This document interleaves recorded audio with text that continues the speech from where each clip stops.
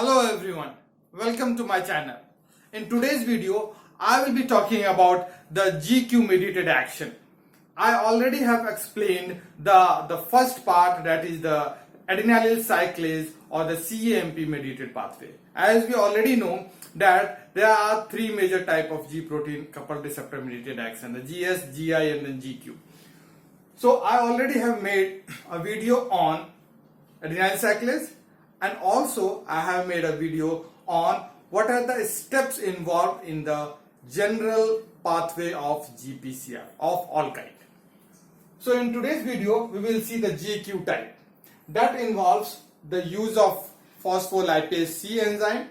Then there are second messenger DAC, that is diacylglycerol, and IP3, that is inositol triphosphate.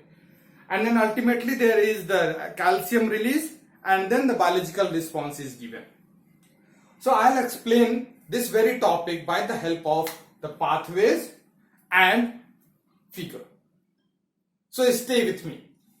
Now see, we already know that there is a receptor on the membrane.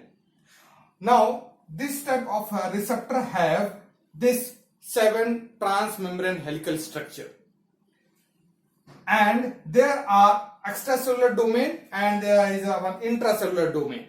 The extracellular domain is the ligand binding site, ligand binding domain, and the intracellular is the effector domain. Now there is involvement of GDP, which is in bound form with alpha, beta and gamma subunit, and this is attached with the intracellular part domain by alpha subunit. So what happens? The ligand or the drug binds with the receptor. Now in this case what could be the receptor? The examples over here are the adrenoceptors, the muscarinic receptors, and there are AT1 receptor. And these all the receptors would be of first type. So those receptors take into account. Now ligand binds with the specific receptor. Agonist bind with a specific receptor, and then there is activation of GDP, or better to say the activation of the enzyme which is present on the alpha subunit, and that causes the transfer of GDP to GTP. So ligand bind with the receptor. Now there is GQ activation, then there is dissociation of G alpha and beta and gamma. So there are two units which dissociates. The beta gamma together dissociates, and then alpha along with GTP, which is already been converted to GTP by the help of alpha GTPase enzyme. Now here alpha and GTP dissociates. That is happening over here. Now what this does? There is translocation. This phospholipase C is an enzyme which is there present intracellularly. Now upon activation of this GTP process, there is translocation of phospholipase C enzyme of beta type. Mark it, it's beta type. So this translocates to the membrane. So this is happening over here.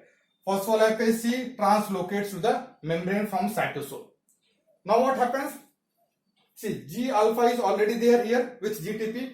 Now this G alpha, not beta and gamma, G alpha will cause it will hydrolyze the PIP, which is PIP2 actually. This is PIP2, which is phosphatidyl inositol 4,5-bisphosphate.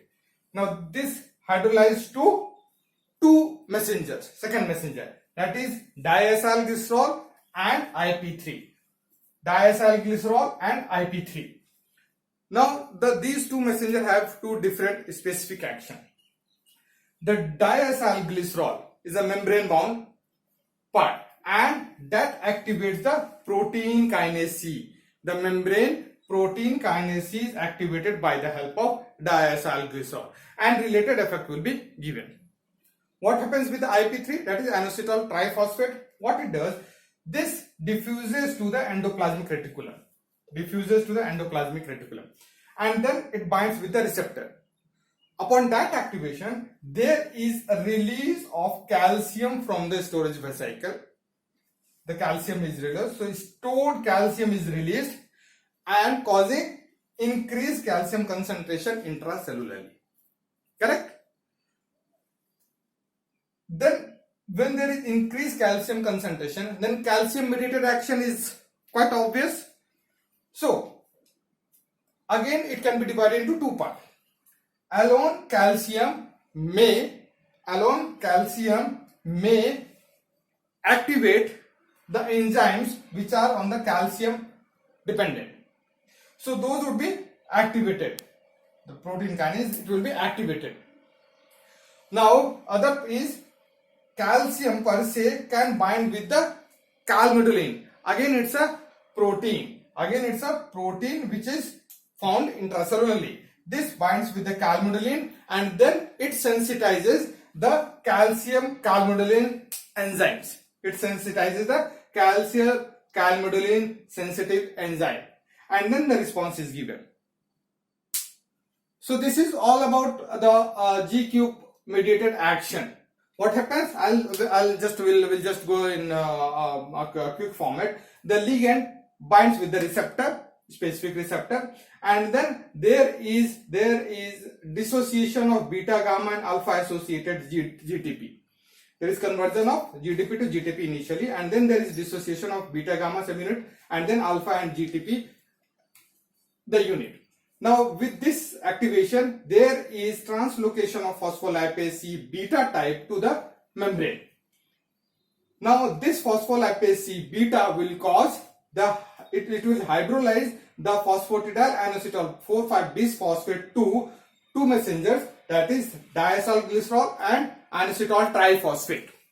Now inositol triphosphate will cause some specific action and then diacylglycerol will cause the activation of membrane protein kinase C. This IP3 will cause the activation of the receptor or binds on the receptor of endoplasmic reticulum. This will cause the release of the stored calcium, causing increased concentration of calcium intracellularly, and then it will give this action in two ways. Either it will give action through calcium dependent protein, or it will bind with calmodulin first, that is also a protein, and then it will sensitize some enzyme which are dependent on calcium and calmodulin complex, and then the response is biological response is given. So in this way you can write in a flowchart manner in your examination, and to understand this particular figure will help you out. So stay tuned, we'll catch you later. Thank you so much.